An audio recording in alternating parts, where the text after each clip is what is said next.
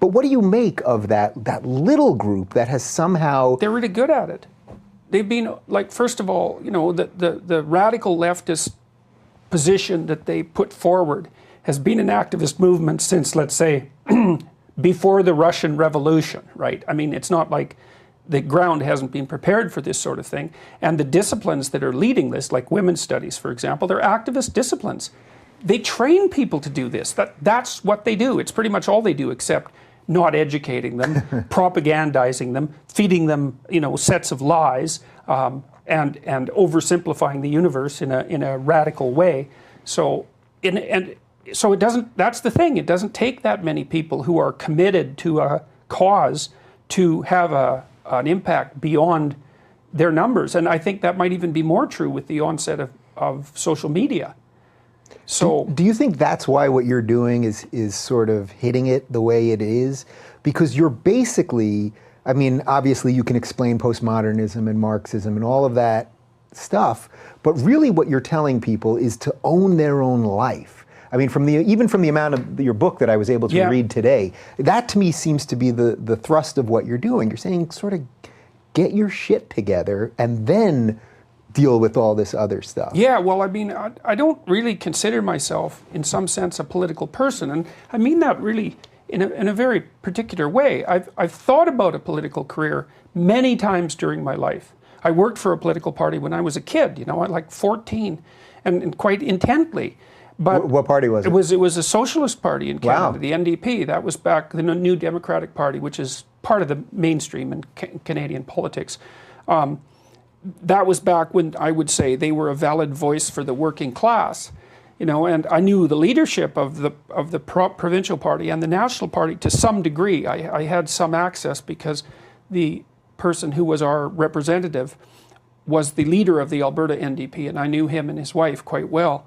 And they were at the upper echelons of the party, at least at that time. Those people were actually concerned with giving the working class a voice. Like it was a genuine. They were genuinely committed to that. But I noticed that the lower level party functionaries, you know, I didn't like them much, and I couldn't put my finger on it until I read George Orwell. And you know, Orwell said, he was criticizing British socialists, even though he was a socialist himself. He said, well, typical British middle-class socialist doesn't like the poor, they just hate the rich. It's like, and that was exactly the feeling I got, that this so-called sympathy, empathy, let's say, for the oppressed had a hell of a lot more to do with vengefulness and resentment with regards to anyone who was seen as having privilege. And I certainly think that that's just, and I was thinking about that the other day. I just did a talk in DC, and I was thinking about, you know, the Marxist claims to sympathy with the working class. Because you might say, well, do they actually have sympathy for the working class? Are they really trying to put their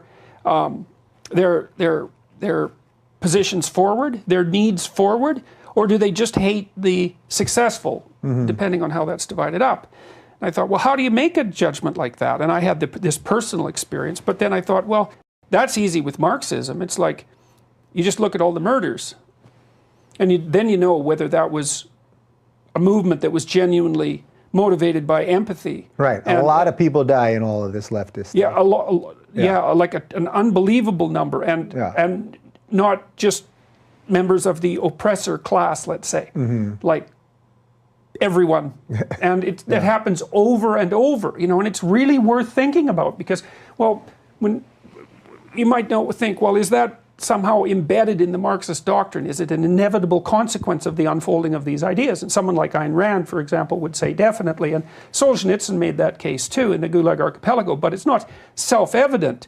But I think there's a level underneath the ideas that you could go and say, well, what's motivating this? Is it actually like saintly compassion for the downtrodden?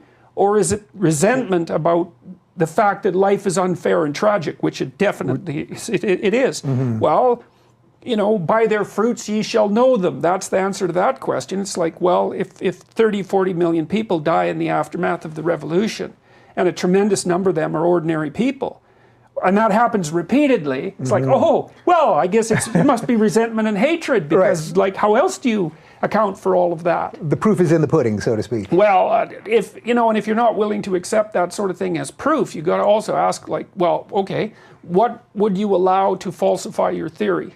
Like how many corpses have to stack up before you think? And the number is pretty high already. So it's uncountable. Yeah. Like we don't know. We don't know how many people died as a consequence of communist totalitarianism. It could be 50 million. It could be 150 million. Those are big error bars. Yeah. Like that's a big problem when you can't count in the tens of millions, when you can't get the damn estimate right. And it happened in multiple cultures, right? Because you might say, well, it was just specific to a time and place. It wasn't intrinsic to this radical doctrine. Yeah, well, there's not that much that's the same about the Soviet Union and all of its countries, let's say. Broad range of cultures. Maoist China, Cambodia, places in Africa as well. These aren't the same places, but nonetheless, you drop that poisonous seed in there and it's like mayhem in no time flat, and nothing works. So I'm going for the don't be thinking that you're so saintly just because you claim to stand for the oppressed. It's like examine your conscience. And well, that thing though is a drug to people, right? I mean that. What we refer to as virtue signaling and all of that, but that feeling that you're always looking out for everyone else, you'll always sacrifice yourself for anyone else, you'll always attack the privileged and supposed people above you. There's something in that has like an addictive quality, well, right? The question is, what's the drug? The drug might be, oh, I'm a good person, maybe, but like a more psychoanalytically minded person might say, no, that's not actually the drug. The drug is the hatred and the rationalization for the use of power and the wish for totalitarian control and tyrannical rule that the mask of virtue covers. So the virtue signaling, actually, that's not what's really providing the big kick. It's like, I'm a good person. It's like, no, it's even better than this. It's like, I've got a place to direct my worst impulses. I don't even have to notice them myself because I've got this mask of virtue, and so I can let's call them, the demonic forces that make up part of the human psyche. I can let them have carte blanche and then also say that I'm virtuous. I would say that's a powerful combination. Yeah, right well, it looks like it's a powerful combination. I mean, if you look at the way people behave, historically speaking, it looks. I mean, it's often that great horrors are perpetrated by people who mask them in a utopian covering, right? Right. Because nobody comes out and says, "Hey, well, I'm Satan himself." It's like I'm out here to do harm. Right. That isn't what people. But somehow harm gets done. Yeah. And so. One of the things I really like about the American political system is that it's not predicated on a utopian ideal. The founders of the American system, of course, they were basically English, but, the founders of the American system said, okay, well, you can't trust people to do the right thing. It doesn't mean they're all bad, but you can't assume that they're going to do the utopian thing. That isn't what people are like, and they tend to take care of themselves first, and maybe that's okay, and maybe it's not, but it has to be bounded. But given what we know about the imperfection of individuals and societies, let's try to build a system that no idiot can screw up too badly. Yeah. And I think that's so mature, man. It's so psychologically informed and so wise. It's like, no, we're not aiming for the utopia. We'll aim for not too murderous. How about that? Right, and that's the thing, because humans are the flaw in the utopian system, right? I mean, you can't create utopia because we're part of it, and we're not perfect. Well, so the idea of the perfect system created by an imperfect creature, us, it actually doesn't even stand to reason. Yeah, well, and you can't also blame our imperfections on the imperfect social structure, which is, of course, what the Marxists tend to do, because it doesn't help. It's like, okay, the social structure is imperfect. Well, who produced that? It just pushes the question back one step. Us. And so while I said at the beginning of this that I'm not specifically political, and I haven't been addressing everything that's been going on, except when I drift, I would say. Politically, I think instead, no, the right thing to do is, this is why I'm a psychologist, it's like the right level of focus is the individual. And what individuals can do first is like what a physician should do. First, do no harm, right? Like, assume that, you're probably a force for mayhem and trouble unless you've got yourself disciplined and aimed. Right. Because you're complicated. and troublesome. And so unless you've got your act together, you're trouble. And everyone knows that. And they know people like that. So the first thing you do is constrain the amount of damage you're likely to do. And you do that by disciplining yourself and by also admitting to yourself that you don't know what you're doing, that there's lots of things about you that need to be improved, which is actually, that's a beacon of hope, right? It's like, well, my life is miserable. Yeah, but you're doing a bunch of things wrong. It's like, oh, good, because if I'm doing a bunch of things wrong, then maybe if I fix them, my life won't be so horrible. Well, that's good. And everyone knows about the fact that they're not doing things right, fundamentally. You know, they don't have to examine their conscience that much to figure that out. And then you can start aiming for something good. Start not lying any more than you have to, or maybe not at all if you can train yourself. Then you start to discern truth from falsehood, and then you can find out empirically, does your life get better or worse?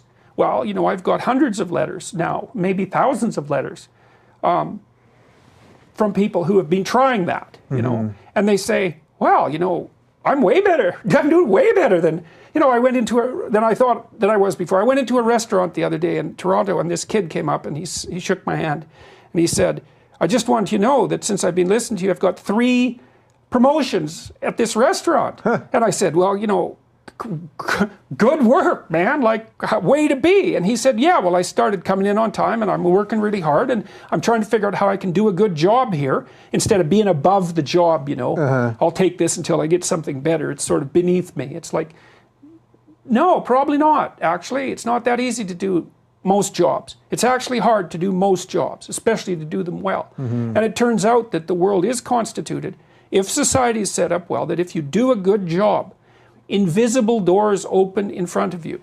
Because people, and I know this, I've had lots of contact with businesses and academic institutions, and like the people who run things competently are often, but not always, very interested in finding young people that they can mentor and move forward. It's actually one of the pleasures of being competent in something. Yeah. And so if they see someone who's like going that extra mile, you know, busy people have lots of opportunities around them.